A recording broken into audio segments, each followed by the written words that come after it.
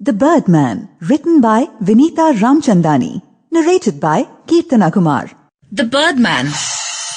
When he passed by again, Lakshmi pulled up Appu, Babu and Jagdishan and then ran to the gate to scream at him and throw stones. The stones were really tiny pebbles and most of the time they never hit him. That was the man the children had named Priyandan Pishash, or Mad Devil. Behind the tall iron gate, 8-year-old Lakshmi always felt braver. Don't worry, said Lakshmi to her cousins, for she was the oldest of the three and had to protect the status of being the wisest and the smartest. I will hurl my magic stone. It will zip up to him however far away he is and will hit him. Once it touches him, he will fall down and die. We can then pick up the stone and run away. Appu, Babu and Jagdishan knew of Lakshmi's magic stone. They were in awe of it and of Lakshmi. She never went anywhere without it, and any time she wanted to win a game, all she had to do was kiss the smooth pinkish white stone and it would do its work. The boys knew that they were powerless minus the stone, and no matter how hard they looked for or picked up their own lucky stones, her stone was the magicalest. Lakshmi had built legends around the stone that even she was in awe of it. Why don't you throw the stone at him now? Urged Babu. He was 6 and her most ardent follower. Not yet, said the wise one. And that was that. Crouching behind the gate, Babu rose and hurled one more stone.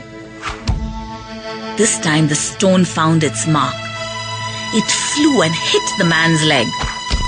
And the man, instead of walking away faster as he usually did, turned around swiftly towards the children.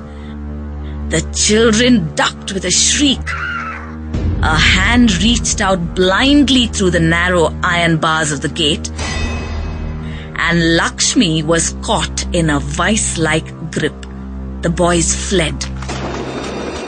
Priyandan Pishash pulled her up through the bars of the gate and looked even more horrible from close quarters. His hair was all knotted up. Woven in between the knots were leaves and bird droppings. The man was squint-eyed and unshaven, his clothes stained, his teeth were sharp and were drawn out now in a snarl. Hypnotized by his stare, not a sound came from Lakshmi.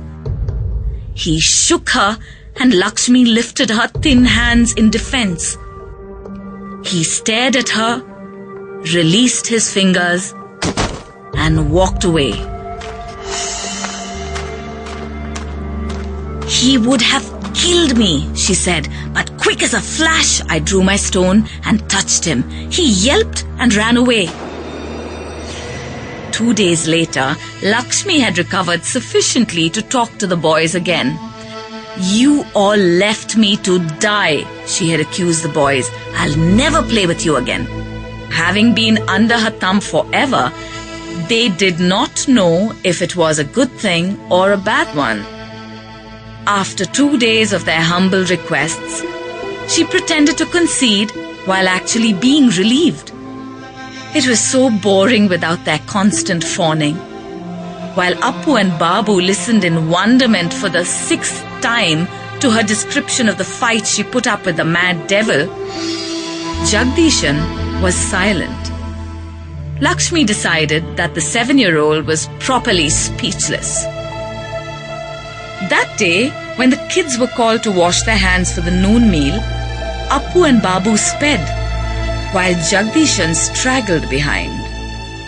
You did not use the magic stone, he said to Lakshmi, looking her straight in the eye. You didn't even open your mouth, forget fight with him. You were lying to us. I saw you. I was peeping from the tree. Lakshmi paled. She had told the story so many times that she had begun to believe it herself. You're lying, she spat out. I didn't run away. I fought that Priyandan Pishash. No, you didn't, said Jagdishan, and I'm going to tell them all. Sample complete. Ready to continue?